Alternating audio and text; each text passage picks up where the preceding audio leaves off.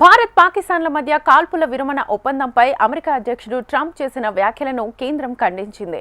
వాణిజ్యం ఆపేస్తానంటేనే కాల్పుల విరమణకు ఇరు దేశాలు అంగీకరించాయని ఆయన చేసిన ప్రకటనను తోసిపుచ్చింది. వాణిజ్యం అంశం చర్చకు రాలేదని స్పష్టం చేసింది. మరోవైపు అమెరికాకు చెందిన కొన్ని రకాల వస్తువులపై ప్రతీకార సుంకాలు విధించనున్నామని ప్రపంచ వాణిజ్య సంస్థకు వెల్లడించింది భారత్. ముఖ్యంగా స్టీల్, అల్యూమినియంపై అమెరికా విధించిన సుంకాలకు ప్రతిస్పందనగా ఈ నిర్ణయం తీసుకోనున్నట్లుగా తెలుస్తోంది. దీంతో భారత్ అమెరికాలో ట్రేడ్ చర్చల్లో మరోసారి ప్రతిష్టంభనకు అవకాశం కనిపిస్తోంది.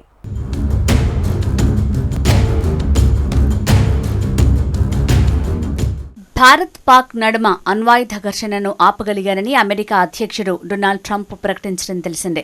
దీనికి తమ యంత్రాంగం మధ్యవర్తిత్వం వహించిందని తెలిపారు. ట్రంప్ ప్రకటన తర్వాత రెండు దేశాల మధ్య తాత్కాలిక కాల్పుల విరమణ అమల్లోకి వచ్చింది. అయితే ట్రంప్ తాజాగా మరికొన్ని కీలక వ్యాఖ్యలు చేశారు.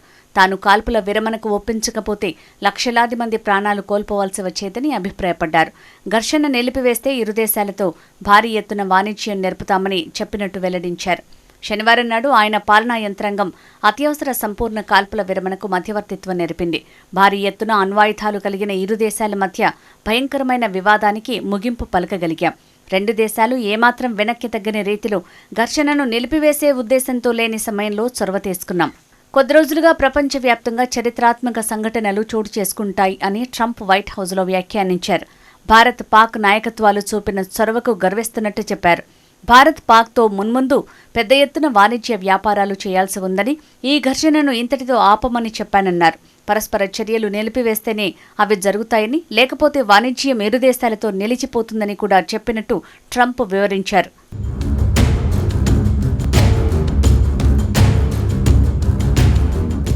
ఇప్పటికే భారత్తో టారిఫ్లపై చర్చలు కొనసాగుతున్నాయని, త్వరలో పాక్తో జరుగుతాయని అన్నారు. ఒక రకంగా తాము అణ్వాయుధ ఘర్షణను ఆపగలిగామని పేర్కొన్నారు.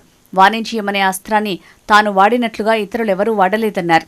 కాగా అమెరికా అధ్యక్షుడి చేసిన వ్యాఖ్యలను తిప్పికొట్టింది భారత్. ఆపరేషన్ సింధూర్ కొనసాగుతున్న సమయంలో ఆయా సందర్భాల్లో అమెరికా ప్రతినిధులతో భారత ప్రతినిధులు ఫోన్లో మాట్లాడారని, ఎక్కడా కూడా వాణిజ్యం గురించి ప్రస్తావన రాలేదని స్పష్టం చేసింది. ఆపరేషన్ సింధూర్పై మే 9న ప్రధాని నరేంద్ర మోడీతో అమెరికా ఉపాధ్యక్షుడు జేడీ వాన్స్ మాట్లాడారు. అగ్రరాజ్య విదేశాంగ శాఖ మంత్రి మార్కో రూబియో మే 8, 10 తేదీల్లో భారత విదేశాంగ శాఖ మంత్రి జయశంకర్తో చర్చలు జరిపారు. అదేవిధంగా మే 10న భారత జాతీయ భద్రతా సలహాదారు అజిత్ ధోవాల్తోనూ మాట్లాడారు. ఏ సందర్భంలోనూ ఇరు దేశాల మధ్య వాణిజ్యం అంశం ప్రస్తావనకి రాలేదు. కాల్పుల విరమణకు వాణిజ్యానికి సంబంధం లేదు అని అధికార వర్గాలు తెలిపాయి. ఆపరేషన్ సింధూర్ తర్వాత మొదటిసారి జాతినుద్దేశించి ప్రసంగించిన ప్రధాని మోడీ కూడా పాకిస్తాన్ స్వయంగా యుద్ధం ఆపాలని కోరిందని, భారత దాడుల తీవ్రతను తట్టుకోలేక అలా చేయాల్సి వచ్చిందని వివరించారు. అయితే ట్రంప్ తాజా ప్రకటనతో ప్రతిపక్షాలు మేల్కొన్నాయి. అమెరికా అధ్యక్షుడి వ్యాఖ్యలపై ప్రధానమంత్రి మోడీ స్పందించాలని కాంగ్రెస్ పార్టీ కోరింది. అలాగే పహల్గాం దాడి, ఆపరేషన్ సింధూర్, పాకిస్తాన్పై సైనిక చర్య నిలిపివేత అంశాలపై పార్లమెంటు ప్రత్యేక సమావేశం నిర్వహించాలని మరోసారి డిమాండ్ చేసింది. మన సాయుధ దళాలకు మనం హృదయపూర్వక అభినందనలు తెలుపుతున్నాం. వారు దేశ గౌరవాన్ని నిలబెట్టారు. మేము 100% వారి వెంట ఉన్నాం. కానీ ప్రధాని మోడీ ఇంకా చాలా ప్రశ్నలకు సమాధానాలు ఇవ్వాల్సి ఉంది అని కాంగ్రెస్ సీనియర్ నేత, కేంద్ర మాజీ మంత్రి జైరాం రమేష్ అన్నారు.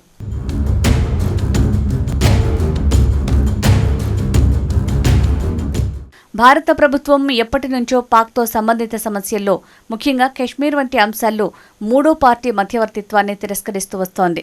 ఇరు దేశాలతో కలిసి కశ్మీర్ సమస్య పరిష్కారం కోసం కృషి చేస్తానని అంతకుముందు ట్రంప్ ప్రకటించిన విషయం తెలిసిందే.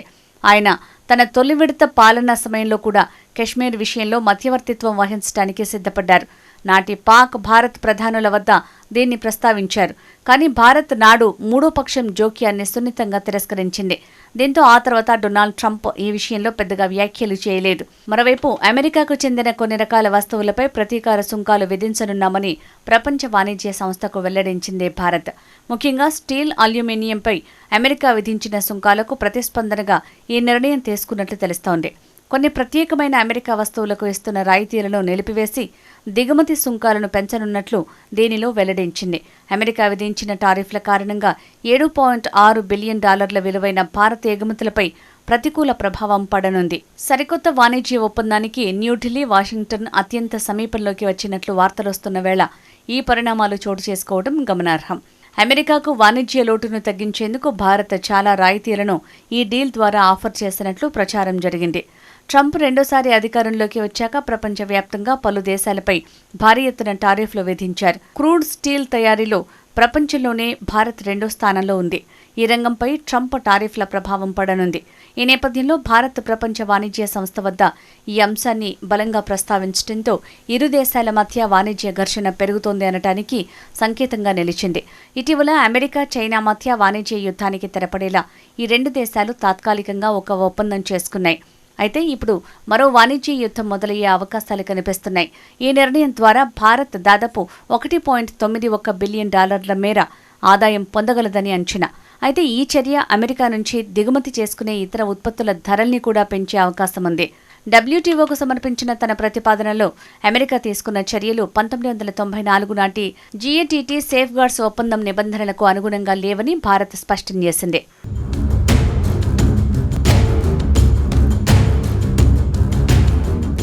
ఇది ఇవాల్టి burning topic. Keep watching HM TV.